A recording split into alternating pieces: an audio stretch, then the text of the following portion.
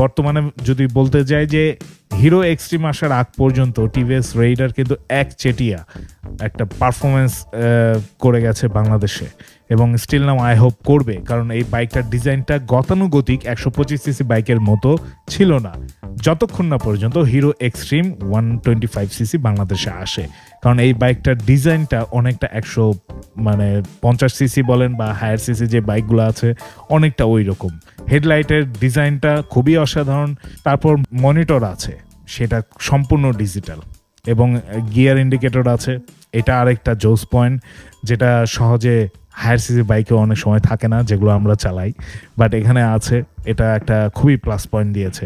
এবং এই বাইকের পিছনের চাকা 120, যেটা কিন্তু বলতে গেলে অনেক 160 সিসি বাইকে দেখা যায়। এরপরে ওভারঅল যেটা লুকিংটা আমরা যদি দেখতে চাই, বাইকটা খুবই মাস্কিউলার, যদিও প্লাস্টিক বডি।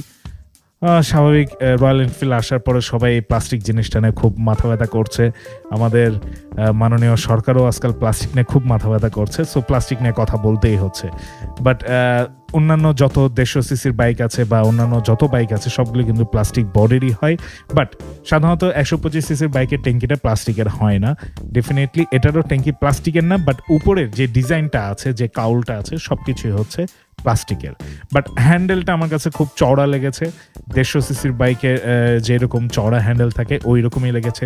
সুইচগুলো তারা প্রিমিয়াম কোয়ালিটির দিয়েছে এবং সবচেয়ে বড় কথা এলইডি লাইট তারা ব্যবহার করেছে পিছনে সামনে সব জায়গায়, যাতে দূর থেকে জিনিসটা ভিজিবল হয়। এই বাইকটা Hero Xtreme 125 CC, I hope এইটাও স্টাইলের দিক থেকে 150 সিসি বলেন বা অন্যান্য যে বাইকগুলো আছে সেগুলো থেকে সম্পূর্ণ ভিন্ন, এবং এইটা যারা 150 সিসি বাইক চালাচ্ছে তাদেরকে ওইখান থেকে এইখানে যদি আনতে চায়, আই হোপ কিছুটা তারা সাকসেসফুল হবে।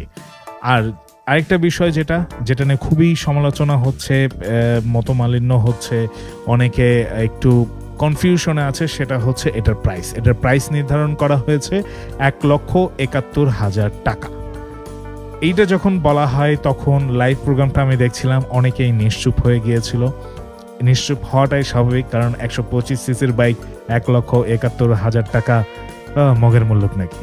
বাট আমি স্টাডি করছিলাম, একটু আপনাদের সাথে শেয়ার করি, কারণ এতগুলো 125 সিসির বাইক যে বাংলাদেশে আছে যেটা দাম মুখস্থ রাখা আমার জন্য পসিবল না, এই জন্য একটু দেখেই বলছি। যদি আমি টিভিএস স্ট্রাইকারে যাই 125 সিসি, এটার প্রাইস কিন্তু হচ্ছে 1,44,999 টাকা, যেটা কিন্তু নন এবিএস প্লাস হচ্ছে এফআই ইঞ্জিন না।